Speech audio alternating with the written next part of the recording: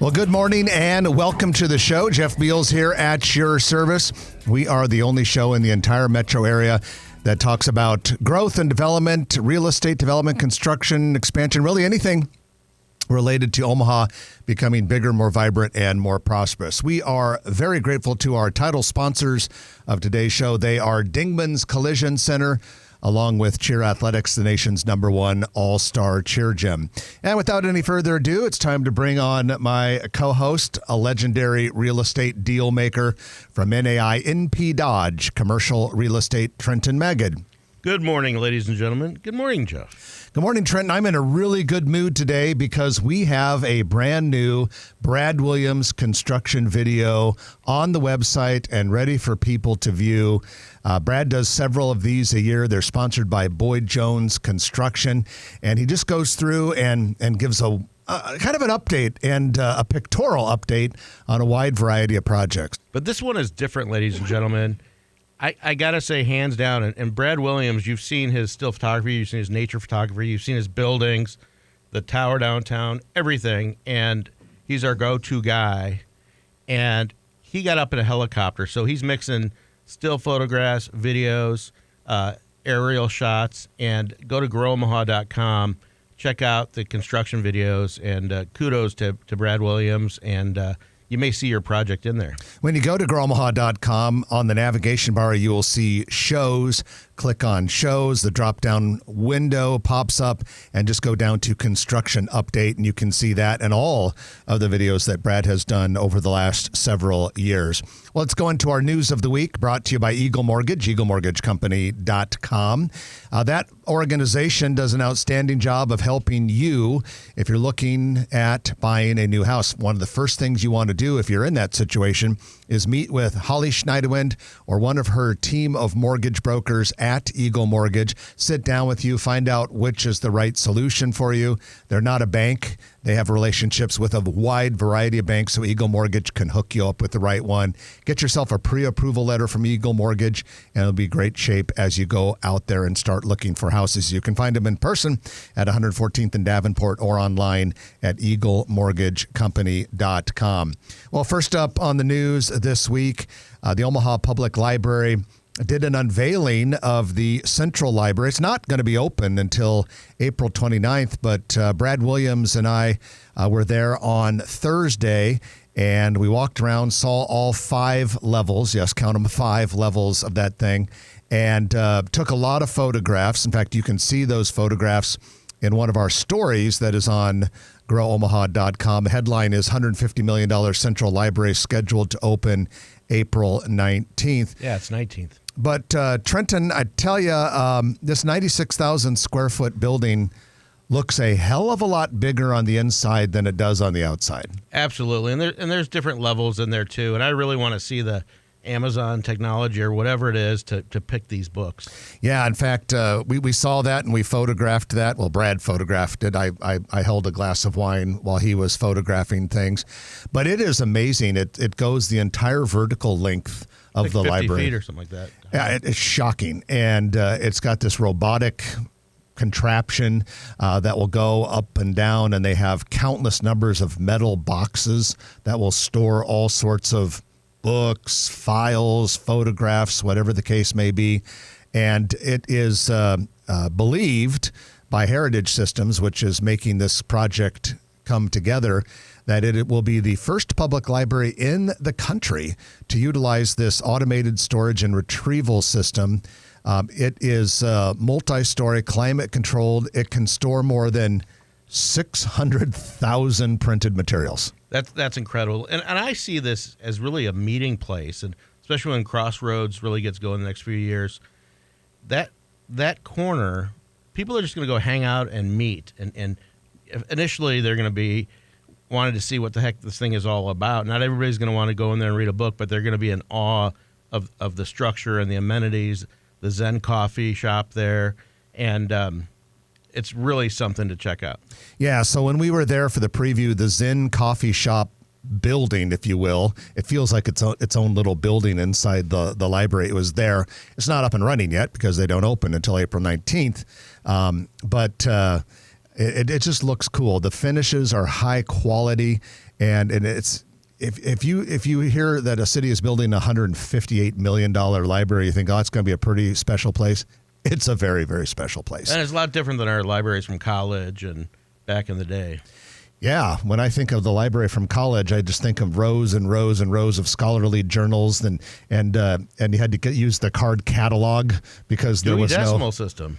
Dewey Decimal was more like at the grade school and high school levels. The university libraries used the Library of Congress system. Ah, yeah. I wonder if they're going to get like a scent. Kind of hotels get a really nice flower scent.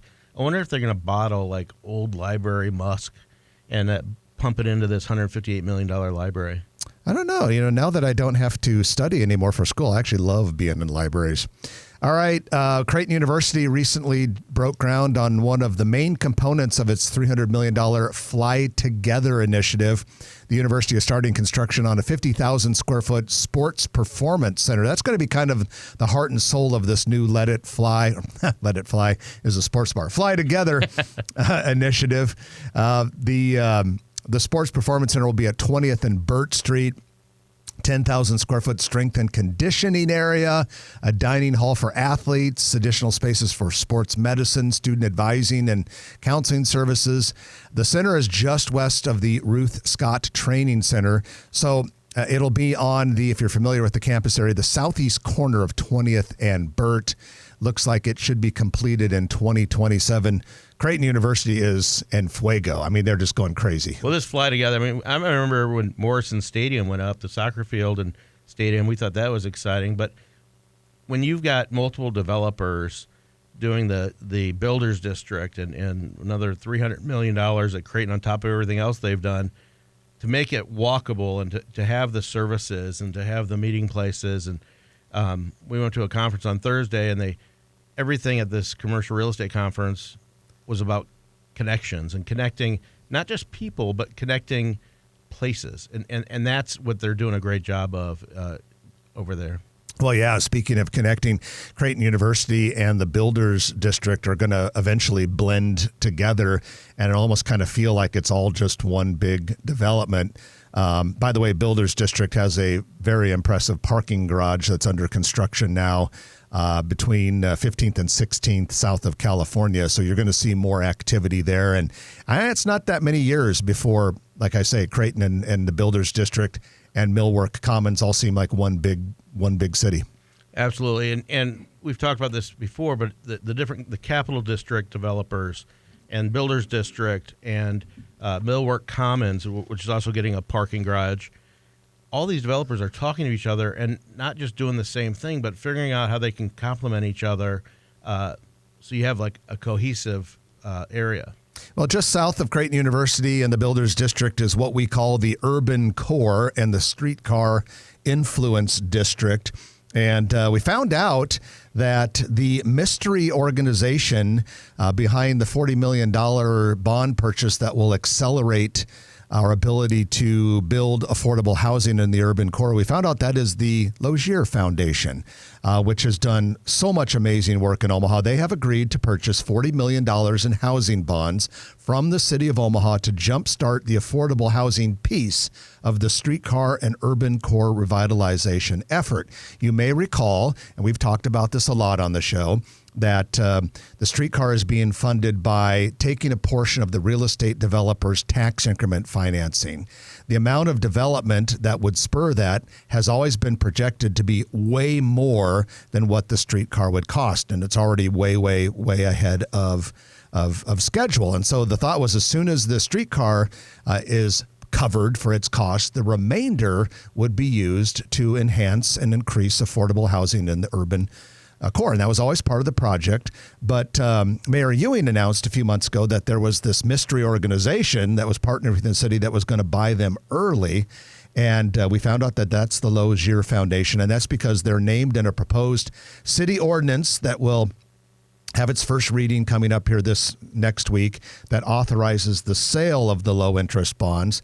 And Trenton's, just in case people are wondering how this works, after this is almost surely approved in early December, that money will then go to Front Porch Investments, which would receive the proceeds from the bonds and then use it to help builders construct an estimated 1,900 living units of various kind in the core, which we desperately need. Which everybody talks about. We need more affordable housing. Well, this is a great shot in the arm for that. And kudos to Diane Logier, the late Alan Logier, and their team.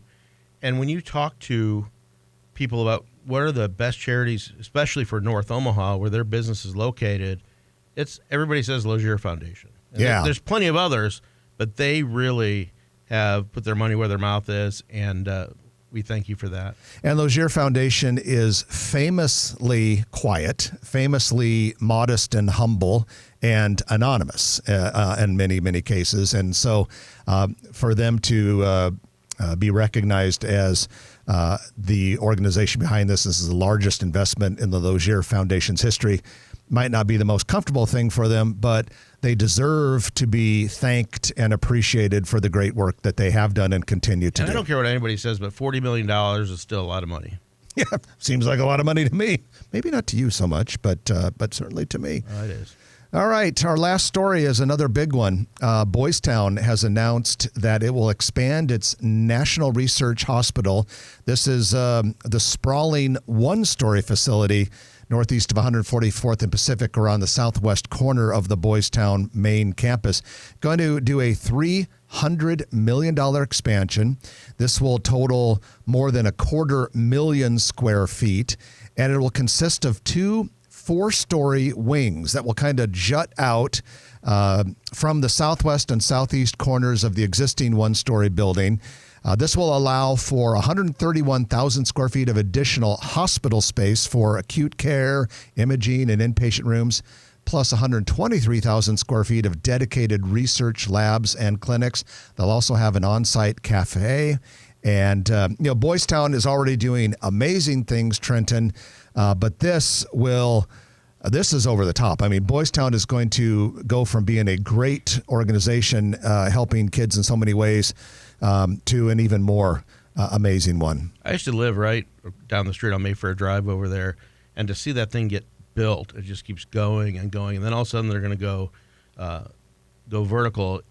It is truly amazing, and the amount of what do you think of all the construction going on in Omaha right now? How much of it is medical? It seems like 15 to 20%. The percentage would be a lot, especially if you count the $2.2 billion UNMC hospital that's just getting started. So it's a lot more. It might be more than 20%. Yeah. And there's a lot of Mexican restaurants being put together right now. And too. Car washes. Yeah. We get a lot of complaints about that on GrowOmaha.com. People are like, why are they building so many car washes? Like they're mad at us.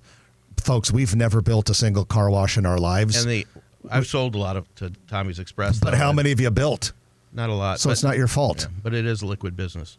And with that, we want to also mention that one last thing about that Boys Town National Research Hospital. They were founded in 1977, so it's not a terribly old organization.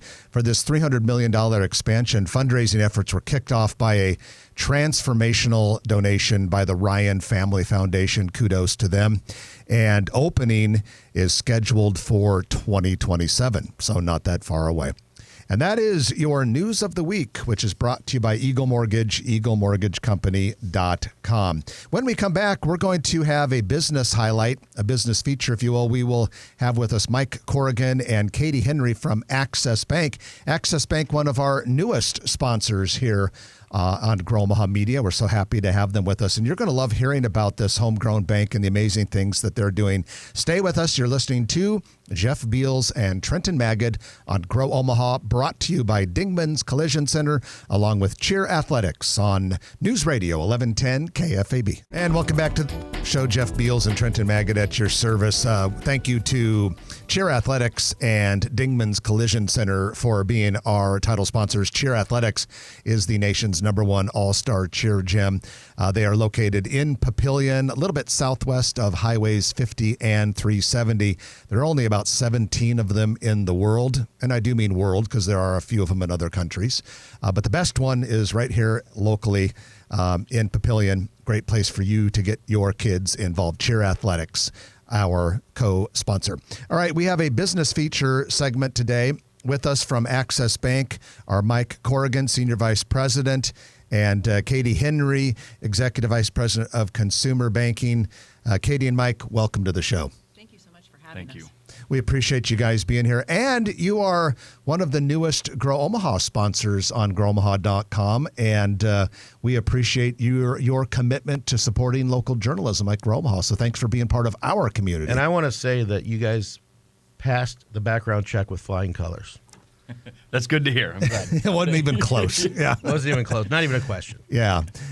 Pretty much no question. So let's talk a little bit about the bank. We always like to start with the 30,000-foot overview. What is the bank? What's its origin? And what makes it special? Yeah. So Access Bank was founded back in 2007.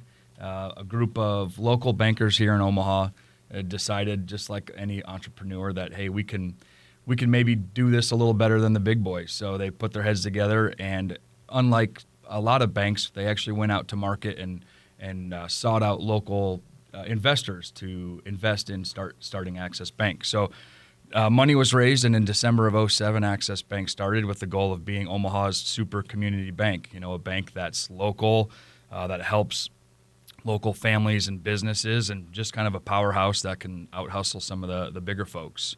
And, fast forward to now, we're creeping up on 20 years in the Omaha market. We've got 6 locations. We're at about 125 employees. Again, we're shareholder owned, so there's not some big West Coast bank that owns us. It's we pride ourselves on local, quick decision making for the local families and business owners here in Omaha and the metro. And Access Bank, the services, kind of a rundown of the services. Yeah, so we first off started as primarily a commercial bank, but we quickly realized that Omaha needs the broader needs of the consumer and commercial needs. So we will do pretty much anything. I'd say our primary focus is the commercial side, both in the commercial, industrial, and the real estate space. And then we quickly realized that the consumer needs were there as well. So we'll do everything from auto loans to home equity lines of credit to mortgage loans and any type of commercial loan. And then the consumer loans, Katie, the consumer loans is also known as retail banking, right? That's correct. And that's what you head up. Yep, that's Okay. exactly where I sit. So we spend a lot of time working with our customers, answering questions right now about refinances in the mortgage world, or we're talking a lot about high-yield checkings and savings. Families are really looking to put their dollars to work and maximize savings and highest yield possible. So we spend a lot of time working with families and really listening and making sure we're putting them in the right products and solutions to fit their needs. And then you also have commercial real estate loans, which is headed up by... Yeah, Dan Ertz is the head of our commercial real estate department, and he's got a team of great qualified folks that will review and lend out on the commercial real estate space. It seems like it's a great time to have a bank that is right-sized, meaning it's not one of the huge banks that seem to be coming into Omaha, but someone that you know your banker, and there's a comfort level, and you probably hear that a lot. Yes, Katie and I were both going to talk at the same time because that's huge. And again, that's the preface of why Access Bank was started. I mean, the relationship side to us, banking is it's difficult to be transactional in banking. We pride ourselves big time on the relationship side of the banking space. So yeah, Trenton, you're exactly right. We're at that sweet spot where we can perform the big bank deals, but we have that small bank personal touch and relationship aspect. So you say, guys, we have 6 locations for Access Bank. Where's the headquarters, and where are some of these branches located? Sure. So our headquarters is located at 87th and Dodge, and then we have pockets of the city where we have presence as well. So we're in La Vista. We've got one branch out at Oakview Mall, one near Village Point. We've got one at Exarban, which is kind of our newest location. And then we've actually, our 6th location is actually at Center Mall. We launched what we call Access Point, which is our video banking service. So clients can go visit the upstairs of Center Mall, and they just have to push a button, and they can talk to a banker Monday through Friday and Saturdays as well. We love Center Mall, actually, at NAI NP Dodge. We take care of that building. Cool piece of Omaha history. So, Absolutely. Katie Henry, give us an idea. I always thought that now I can deposit checks online. You can move money from account to account. There's a lot of things you can do on your phone. And then you start seeing these freestanding banks and these end cap banks it sounds like they're not going away. Why is that? Yeah, so I would tell you that, and this is where I think community banks really stand apart from the competition. So we understand the need to continue to develop digitally and really be able to meet our clients where they're at. But we also understand that when a customer needs us, they also want to come in and be able to visit with us. Generationally, when you're starting to look at these younger generations come up, they're going to need home loans. They're going to need that personalized service. Same with a business that's starting out. Very rarely do you not want to meet us in person. And so we believe that's where Community Bank has a really strong feature, because we can really still continue to meet people digitally, but we'll also be there and ready for them when they need us.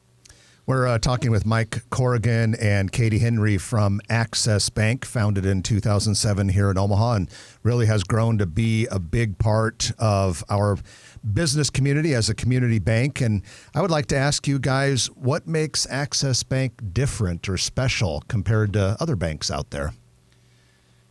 Good question. Thank you, Jeff. I think we really put an investment in our team and our employees, which I think then folds out into the performance that we do for our customers.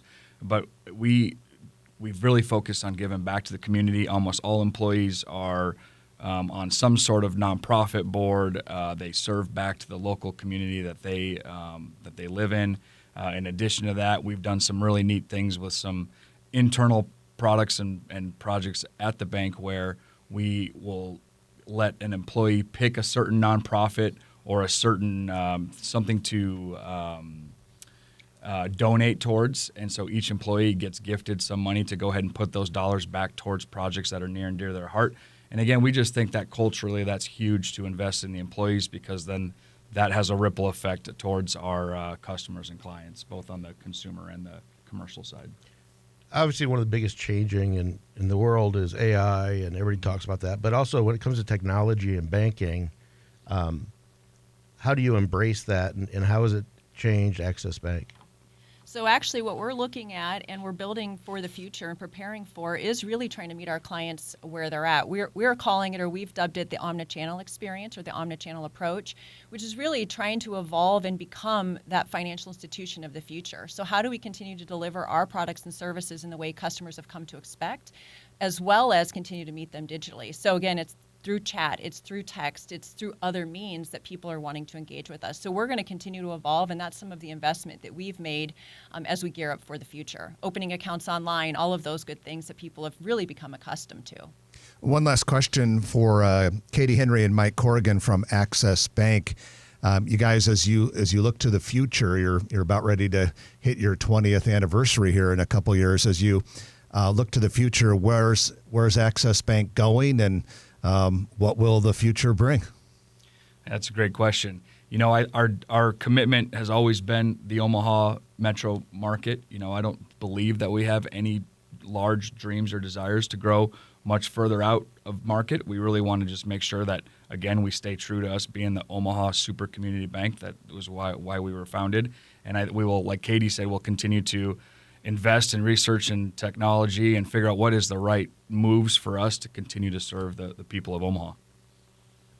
All right. Well, we really appreciate both of you joining us this morning. Like I said earlier, thanks for being one of our very important sponsors, Grow Omaha Media, on the growomaha.com website, and appreciate you guys being here. Thanks so much for having us. We're really grateful for the opportunity. All right. That's Katie Henry, Executive Vice President of Consumer Banking, and Mike Corrigan, Senior Vice President, Commercial Relationship Banking with Access Bank here in Omaha. And that is your business spotlight for this week. We've got another spotlight, the Commercial Real Estate Spotlight by Nodal Companies, coming up after the break. And we're also going to talk about Omaha might be one of the best places to drink craft beer in America. We'll explain that in a moment, so stay with us. Going to break for the news and the weather. You're listening to Grow Omaha, brought to you by Dingman's Collision Center, Cheer Athletics, and we'll be back in a moment on News Radio 1110 KFAB. And welcome back to the show. Grow Omaha is brought to you by Cheer Athletics, the nation's #1 all-star cheer gym, and of course, Dingman's Collision Center. They are the Best of Omaha award winner year after year after year when it comes to auto body repair, and that's because they are so darned good at it. But just as important as their skilled craftsmanship is their customer service. When you go to Dingman's, you are treated like royalty. They communicate with you. They understand that being in an accident is not a fun or pleasant part of your life. And they're just very good about everything. Trent and I have both on occasion had the opportunity, had to get our cars Not repaired. disappointed. Because of, scratches, dings, or, you had one where someone ran into you, like kind of, you were in one lane and they were in the other lane and they just switched lanes right into you. And Dingman's just does such an amazing job of making it seem like it never, ever happened. So we appreciate Dingman's and Cheer Athletics for making all of this possible. All right, it is time for your commercial real estate development spotlight of the week, which is brought to you by Noddle Companies. NoddleCompanies.com is where you find them online. Noddle Companies office just recently moved to the brand new 5-story mass timber building at 1501 Mike Fahey Drive. So that's really close to just a little bit west of Charles Schwab Field, one block south of Kiewitz World Headquarters, which Noddle Companies built. But anyway, so Noddle Companies has moved into this building in the Builders District. So they're right there where so much of the action is taking place. Of course, Builders District is one of Noddle Companies' project. Another Noddle Companies project that you may have heard of is called Exarban Village. And we are happy to say that renovations are underway inside the former Jones Bros Cupcakes space at Exarban Village. The exact address is 2121 South 67th Street. Nothing's been announced, but according to a City of Omaha building permit, the new tenant will be a breakfast restaurant known as Breakfast Club Omaha. So keep your eyes and ears open about that. And as a guy, Trenton, who is a huge aficionado of going out to breakfast, I can't wait for another breakfast place. Well, I believe they also have pretty much a full bar. They have some exotic drinks and breakfast and lunch, and it'll be a great place to try. So you seem to know something about this Well, place. if you look online and you look at their menu, they got a couple locations in the Des Moines area. Yeah, Des Moines, Iowa. I think they're from there. And then someone made a post on one of our on our Facebook announcement about, is this the same place as Des Moines and Minneapolis? So who knows? Maybe they're up there too. Because I poked around too, and I found one in Des Moines, Iowa. And I assume that is the one that is going to Exarban Village. And that is your Noddle Companies Commercial Real Estate Development Spotlight of the Week. Thank you to Noddle Companies for being one of our sponsors. NoddleCompanies.com. Well, I tell you what, I've got a lot of weaknesses in my life, and one of my weaknesses is craft beer. I just love a good beer. I love high quality beers. My cousin John and I, a couple nights ago, went to Rathskeller. Oh, yeah. And we had a couple German beers, and my gosh, it was so good. And I am, not that that's really craft beer, because a lot of that comes from Europe that they have at Rathskeller. Good place, by the way. But I'm really excited to share with you that Omaha is one of the best cities to drink craft beer. And that is according to Craft Beer and Brewing, another magazine that I don't think Trenton subscribes to, but doggone it, you should. And want to thank our buddy Brad Williams, who not only does construction videos, but is a key part of our team and takes all sorts of photographs for us and all of that. He discovered this. Craft Beer and Brewing. Omaha, He's an aficionado. He is. He's an even bigger aficionado than I am. He does a podcast for Beers with Brad. In addition to doing all the creative work that he does on Grow Omaha. But so we came in number 13 on best cities for drinking craft beer in 2025, and so that's pretty impressive. And Lumen, a craft brewery here in Omaha at 1433 South 13th Street in Little Bohemia, was named by that publication as one of the best actual craft breweries in the country. So that's really cool. Now, we also want to talk about another list where Omaha shows up, and this is pretty exciting, especially given that we've been hearing a lot about us losing college-educated people to some other cities, and the state of Nebraska really falling behind when it comes to being active in economic development. But we are still getting some good signs here in Omaha. CNBC has a feature that they call Make It. A lot of times it's about careers and things like that. And on Friday, they published an article, The Top 10 U.S. Cities for Gen Z Workers. According to new report, 6 are in the Midwest. Nice. We're one of them. So they say, move over, coastal hubs. Many of the best cities for Gen Z workers are located in the Midwest, according to a new report from Checker, a human resources technology company. They used U.S. Census Bureau data as well as data from the Bureau of Economic Analysis to figure out where Gen Z workers want to go, according to 3 metrics: employment, affordability, and social life. Number 1 in America, Madison, Wisconsin, which is the home of the University of Wisconsin.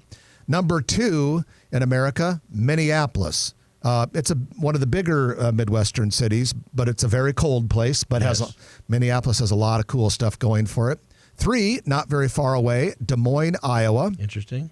Number 4, ladies and gentlemen, drum roll if we had the sound effect, Omaha, Nebraska.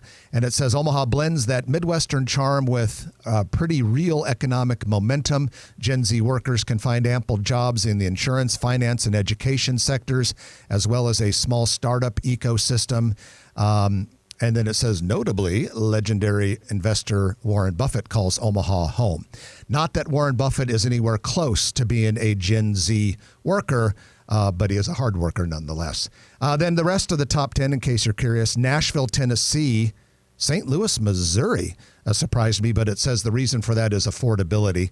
Number 7, Austin, Texas. No surprise there. Number 8, Milwaukee, Wisconsin. Milwaukee's been getting a lot of love lately. Yep. Number 9, Salt Lake City. That doesn't surprise me. That's been booming. And then the biggest metro on the list, number 10, Boston. Of course, Boston being the world epicenter for higher education. You and I were talking to our friend, attorney Scott Meyerson, the other day, and we were talking about doing business. In brokerage, we do business with people from all over the country, and lawyers do the same thing. And what's interesting is sometimes we're underestimated. It's the Nebraska nice thing, Midwest nice, but they soon realize that we're sophisticated and we know what we're talking about. All right, we're going to break for our Perkins Kreitzer Construction Lightning Round, and we are looking at the list. There's a lot on there, so we'll be back in just a moment right here on News Radio 1110 KFAB. It's the Perkins Kreitzer Construction Lightning Round, in which we talk about a lot of things super fast. Thanks to Perkins Kreitzer Construction for making this possible. They are an outstanding full-class General A, or rather full-service Class A general contractor here in Omaha, working all over Nebraska and western Iowa. Dave Kreitzer and his team do an outstanding job. In fact, we've got a couple of Perkins Kreitzer construction projects to start off with here today.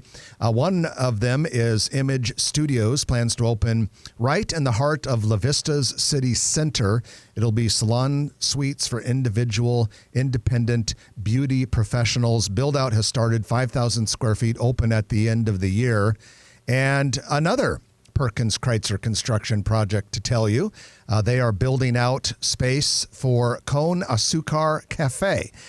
This is a California-based coffee chain that will open early next year, 2,000 square foot space at Stockyards Plaza near 33rd and L Street. The local franchisees of Cone Azúcar Cafe also own the Isla Del Mar restaurants and are in the process of opening La Chime, which we reported on last week, an ice cream shop also in Stockyards Plaza, also built by Perkins Kreitzer Construction. By the way, Cone Azúcar Cafe has existing locations in the Old Market and inside the Isla Del Mar near 132nd and Center. Okay, so what's on the docket other than those two things?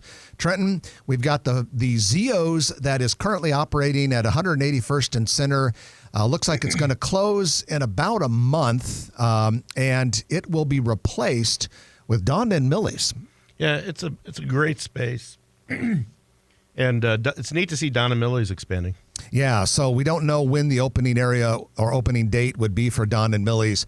but they have several existing Omaha area locations. Clase Código Cochina and Tequila opened last Saturday at 3350 South 143rd Plaza near Oakview Mall.